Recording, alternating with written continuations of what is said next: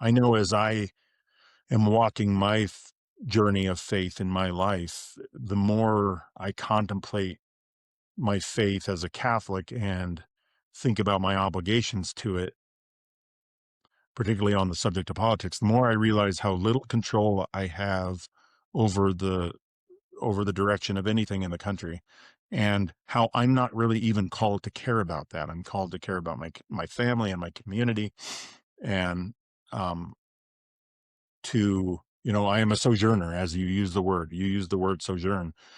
That is what we all are, and I think a lot of Christians fundamentally recognize that.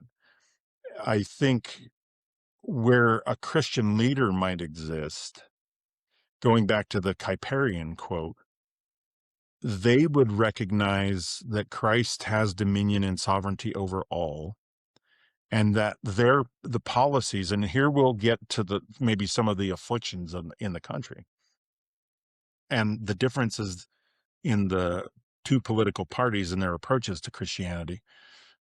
The Christian leader, perhaps the rightly formed Christian leader, would recognize those truths, and drawing from other sources like Kuyper or Leo, would then say, our goal as a Christian leader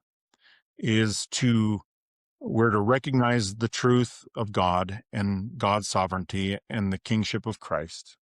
We are to recognize the binding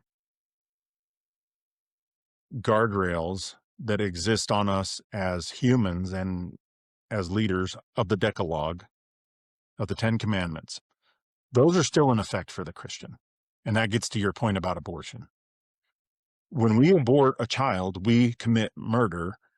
We have violated the Decalogue, which is still in full effect on the Christian. So the Christian leader has an obligation to draw completely from their faith, to recognize the sovereignty of God, and then in the policies that they pursue or the legislative proposals that they put forward,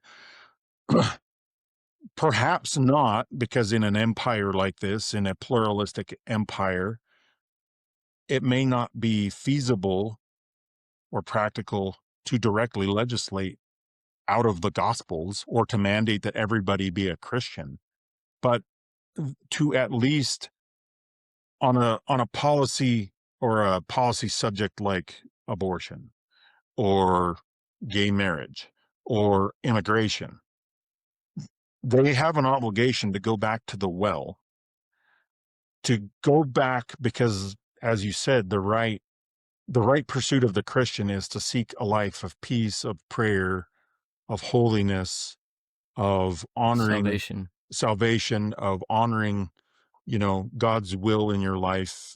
And then to look at these individual policy issues and to say, okay, what is the right ordering of things?